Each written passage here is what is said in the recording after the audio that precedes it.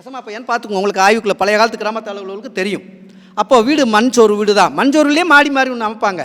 அது மேலே பரன் அப்படின்னு சொல்லுவாங்க. அது மேலே தான் எல்லா சாமானும் தூக்கி வைப்பாங்க. ஒருத்தர் கவுண்டமணி படத்தை கூட சொல்லுவாங்க, எல்லாம் மேலே இருக்க பார்த்துக்கணும், மேலே இருக்க பார்த்துக்கணும்னு சொன்னோன்னே அந்த சொல்லுவாங்களே அந்த காமெடி தன்மை. அப்போ மேலே அந்த மாதிரி பரன் அமைக்கக்கூடிய இடத்துல மூங்கில் தப்ப வைப்பாங்க.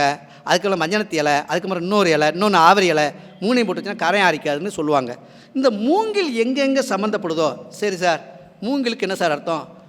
இது பெரிய ஒரு தாந்திரிகத்திலையும் ஒரு சின்ன ஒரு சொல்கிறேன். உங்களுக்கு வாழ்நாள் முழுக்க தொல்லை கொடுக்கக்கூடிய நபர்களால், கடன் பிரச்சனையால் வாங்கின அவமானத்துலேயும், அண்ணன் தம்பிகள் கொடுத்த அவமானத்துலேயும் உங்கள் மனச்செருக்கானது வந்துச்சுனால் மூங்கில் இலைகள் எல்லாமே பறித்து எடுத்துகிட்டு வந்து ஒரு கூட நிறைய அள்ளி வச்சு வீட்டுக்கு முன்னாடி நேர் வாசலுக்கு வைக்காமல் கொஞ்சம் தள்ளி அந்த மூங்கில் இலைகளுக்கு கற்பூரம் போட்டு உப்பு போட்டு இந்த திஷ்டி மாதிரி எரிச்சிட்டேனால் அதிகமான சக்திகளை தந்து உங்கள் வீட்டில் உள்ள வாஸ்து தோஷமோ, இல்லை வீட்டுக்குள்ளே குறைபாடோ, வீட்டுக்குள்ளே துர்த்தவி நடமாட்டமோ, இல்லை வீட்டுக்குள்ளே அவங்கள வச்ச கண் பார்வையோ கண் திருஷ்டியோ ஏதோ ஒரு தீய சக்தி இயங்கினாலோ, தீய சக்தி நடமாடினாலோ, இல்லை அந்த கர்மாவின் தொடர்பு இருந்தாலோ, இந்த மூங்கில் இலைகளில் எரிக்கப்பட்ட சாம்பல் அது வலிமையை சேர்க்கும். மூங்கில் இலையில் எரிக்கப்பட்ட புகைகள் மூங்கில் இலைகளுக்கு உண்டது. அந்த இரவில் நடந்த பாவங்கள், பகலில் நடந்த தோஷங்கள், அனைத்து தோஷங்களும் இந்த மூங்கில் இலைகளுக்கு உண்டுங்கிறதை உங்களுக்கு நினைவு கூறுகிறேன்.